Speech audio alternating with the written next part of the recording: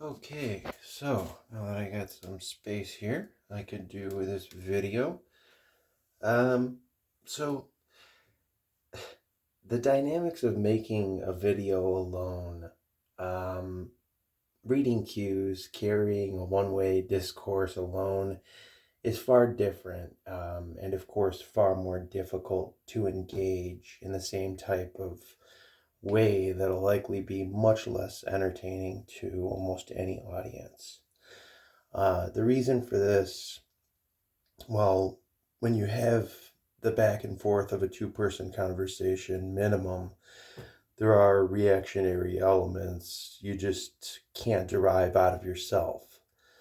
The psychology of the back and forth already brings it to a far more interesting domain because of the implicit tension involved in disagreement and agreement, because in some way, at some level, even in the most seemingly lighthearted chill chats, people are naturally engaged in a tit for tat mindset when talking. People agree or disagree, however subtly, in every single response. And then when you get two big name people like celebrities or public figures, that's automatically going to douse the level of interest with the fuel of their famous names alone. It's like very, very difficult to compete with a video of two or more celebrities talking versus a one man diatribe with no physical audience present, no effects or film crew, which a ton, I bet most of the big name podcasters and celebrities have behind the scenes, as you probably already know. When I think of a lot of the big names, single man YouTubers or celebrities in general, they're not just simply discussing topics that they think might be of interest to others. No, they're doing crazy antics, approaching people with large amounts of cash, money on the street. And hey, that's one thing people love to see. They see those hundreds and hey, watch out. They're jumping out of helicopters, skydiving with their drones and GoPros, eating corpulent amounts of food with microphones at their neck. So you could hear the whole damn thing. They want to engage the screen with the most exhilarating antics they can muster. So, what's at the heart of this matter? I think everyone knows targeted audiences, trends, feuds among the famous. It's interesting to me, though, how few endorsements these people have. These people who have attained a public figure or famous person status welcome into their own ivory pillar plasma screens. And you know why?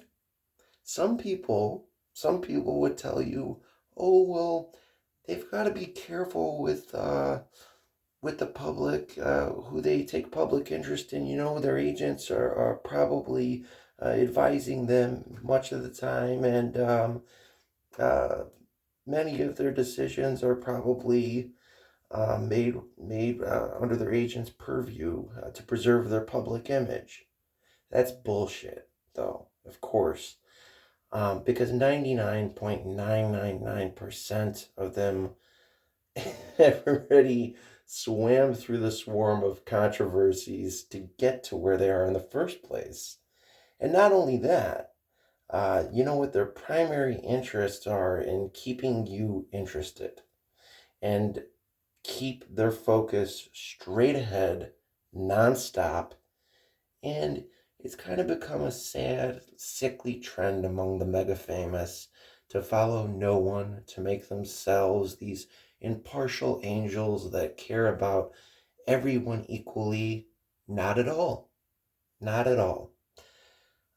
It's discouraging to new people who have the wherewithal to understand that the likelihood of any of their video content on a platform, any platform, of it succeeding, which, let's face it, monetarily is the only way of success most people with an idea in their head to make these videos to post online in the first place think in terms of. I mean, there's no denying it. That's the measuring stick used by all who are measuring.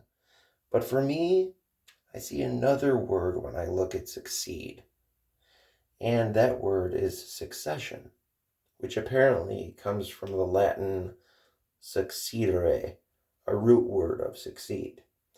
And therein lies the reason I'm making this video right now. It's to expand the exploration of my creative capacity through a succession of different creative endeavors. I've been expanding on my creative abilities, furthering the range of my cognitive mobility, sharpening my articulative prowess. And of course, there are, those few exceptions of people who don't care about what others think. People who the will of truth and transparency is so strong with that they could care less about what the consequences of speaking out, even when it's not in their best interests to do so. But, of course, it is more controversy too, and no press is bad press here in America. So what about one-man writers like me, still trying to ensure their ink the literary luster that it so well deserves? Well, like I said, I just do it to do it. I get about 1 or 2 views on my videos. I don't care. That doesn't deter me. That's not what I do it for. And it's not what anyone should be doing it for. I do see a ton of new artists, a lot of musical artists that post their stuff on YouTube, and I'll always try to give new artists a listen. When I see it like posted a couple hours ago, whatever the music might be, and even make a comment on there and something to try to get them going, and uh, the thing about it is that for me, I just feel like that one of the main reasons I do it is to cast as much of my likeness into this pool of media as I can. Very, very few of our ancestors, even 4 or 5 generations back, were lucky enough to have a portrait of them, a painting of them, maybe. And, after that, of course, a few photographs and then maybe a couple home movies.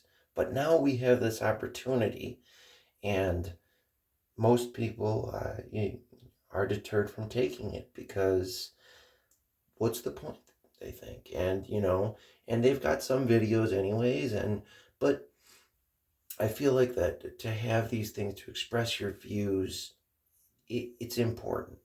At least to me it is. And so, uh, basically it's just how much of yourself you want to explore. That's the question.